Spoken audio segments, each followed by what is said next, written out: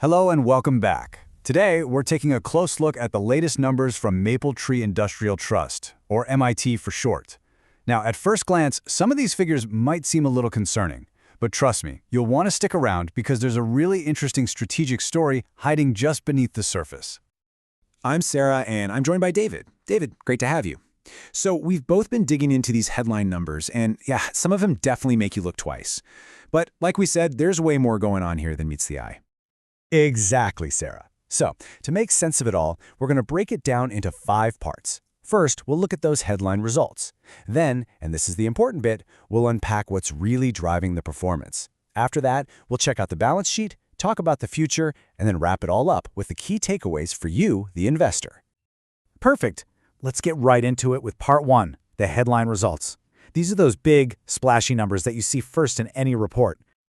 And right off the bat, we see a big one. Gross revenue is down 8% compared to last year. David, when you see a number like that, an 8% drop in revenue, what's your initial reaction? Well, the first thing I do is check if that trend continues, and it sure does. Net property income, what's left after paying the direct costs of running the properties, that's also down by 7.8%. So this isn't just a blip, it's consistent. And that brings us to the number that every REIT investor really watches, the distribution per unit, or DPU. It's the cash that actually ends up in their pocket, and no surprise, it's down too, by 7%. So David, revenue's down, income's down, and the payout is down. This looks like a bad quarter. What are we not seeing? That really is the million-dollar question, isn't it? It's so tempting to just look at a table like this, see all that red and think, uh-oh, the business is in trouble. But context is everything here. This isn't a story about poor performance. It's actually the direct result of a very deliberate strategic choice. And that leads us perfectly into our second section, where we unpack what's driving all this. We've got to get behind these headline figures, because the why is so much more important than the what. Okay, but before we do, David, you mentioned DPU. For anyone who's maybe a bit new to investing in REITs, can you just give us a quick, simple breakdown of what that is and why it's such a big deal? For sure. The easiest way to think of DPU is as the dividend you get from a REIT. It's the cash payout. And this is where you really have to read the fine print. See, last year's DPU got a bit of a sugar rush from a one-off gain from a sale. If you take that extra cash out, last year's real underlying DPU was actually 3.30 cents. So when you compare apples to apples, the drop wasn't 7% at all. It was more like 3.9%. All of a sudden, that number looks a lot less scary. Right, that already puts the DPU in a totally new light. So what about the overall revenue? Well, the report mentions a few things, like some currency effects and a couple leases not being renewed over in North America. But the real reason, the elephant in the room, was this massive, planned divestment. They sold 3 properties in Singapore for more than $500 million. I mean, if you sell assets that bring in rent, your revenue's going to go down. It's that simple. This wasn't a surprise. It was the plan all along. That's a brilliant way to put it. It's almost exactly like selling a second car to pay off a nasty, high-interest credit card.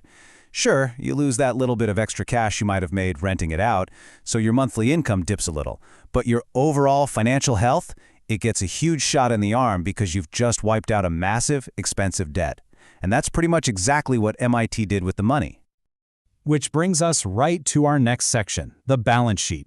So David, tell us, how did selling off those properties and taking that revenue hit actually make the company's foundation stronger? It all comes down to one thing, paying down debt. The reports are super clear about this. The cash from that huge sale went straight towards paying off their loans. And you can see the results right here. Total liabilities dropped by over 600 million Singapore dollars in just 9 months. That is a huge amount of debt to clear off the books that quickly. Wow, that's a serious reduction. Okay, so for anyone investing, the obvious next question is, what does that actually mean? What does having less debt do for the company's overall risk? It means less risk. It's as simple as that. The key number to watch here is the aggregate leverage ratio. Think of it like a company's debt-to-income ratio. And it fell by a really solid 2.9 percentage points, down to 37.2%. For an investor, that screams a stronger, more bulletproof balance sheet. In today's world of higher interest rates, carrying less debt is a massive advantage. It gives them a much bigger safety net. Okay, so the story we're seeing is a strategic trade. Take a small, temporary hit on revenue to get a much healthier financial footing. So now that they're in a stronger position, what's next? Where is the new growth going to come from? 2 words: data centers. The world's appetite for data, for AI, for cloud services, it's just exploding. And all that data has to live somewhere. This quote here just talks about one market, Tokyo, but it's the same story everywhere. Huge expansion, huge investment, huge demand. This isn't just a small trend, it's a global megatrend. And here's the kicker. This is the last piece of the puzzle that makes the whole strategy make sense. MIT isn't just thinking about getting into data centers, they've been shifting their focus this way for years. Just look at this. Data centers now make up over 55% of their entire portfolio. So the strategy is crystal clear. Sell off some of the older general industrial buildings, use that cash to pay down debt, and then double down on this incredibly high-growth data center sector. They're positioning themselves perfectly. That really does tie it all together beautifully. Okay, let's wrap this all up. David, can you distill everything we've talked about into just a few key takeaways for an investor who's watching? You bet. Number 1, don't let the headline numbers scare you. The drop in revenue was because of a planned sale, not because the business is struggling. Number 2, they took that cash and did something really smart with it. They paid down a ton of debt, which makes the company safer.